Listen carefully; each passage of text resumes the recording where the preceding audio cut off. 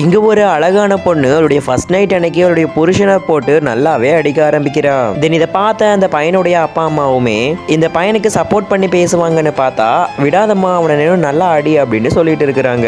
இந்த பையனுமே நீ என்னை இப்ப விடலைன்னா நான் உனக்கு டைவர்ஸ் கொடுத்துருவேன்னு சொல்றான். அதை கேட்டு இந்த பொண்ணுமே இன்னும் வெறித்தனமா அவனை போட்டு அடிச்சிட்டு இருக்கிறா. இந்த பொண்ணு ஏன் இதெல்லாம் பண்றான்னா தென் இந்த பையனுமே அவனுடைய கல்யாண நாளுக்கு முந்தின நாள் அவனுடைய ஃப்ரெண்ட்ஸ் எல்லாரையுமே ஹைவேல கூட்டிட்டு வந்து நின்றுட்டு என்ன மாதிரி கார் ஓட்டுறதுக்கு உங்க யாருக்குமே தைரியமே கிடையாது, என்ன மாதிரியான ஒரு கார் ரேசர் இனிமே இந்த பூமியில பிறந்துதான் வரணும் அப்படின்னு சொல்லிடுவான். தென் தனக்கு நாளைக்கு கல்யாணங்கிற விஷயத்தையே மறந்து இங்க வந்து கத்திட்டு இருக்கிறான். தென் அப்பதான் இந்த பொண்ணுமே கல்யாண ட்ரெஸ் எல்லாத்தையுமே போட்டுட்டு வரா. பட் அப்ப அந்த பையன் அதை பத்தி கூட கொஞ்சம் கூட யோசிக்காம அவருடைய ஃபுல் ஃபோக்கஸுமே அந்த ரேஸ்ல எப்படி நம்ம ஜெயிக்கணும் அப்படிங்கறதுல தான் இருக்கு.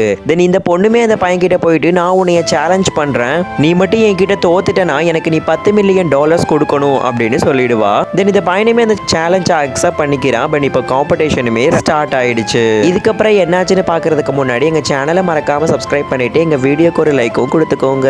தென் இவங்க ரெண்டு பேருக்கும் நடுவுல காம்படிஷன் ரொம்பவே ஹெவியா போய்கிட்டு இருக்கு. தென் இந்த பையன் கிட்டயுமே போயிட்டு ஓகே நீ இப்போ வீட்டுக்கு போய் என்னையே கல்யாணமும் பண்ணிக்கோ அப்படின்னு சொல்லிடுறா.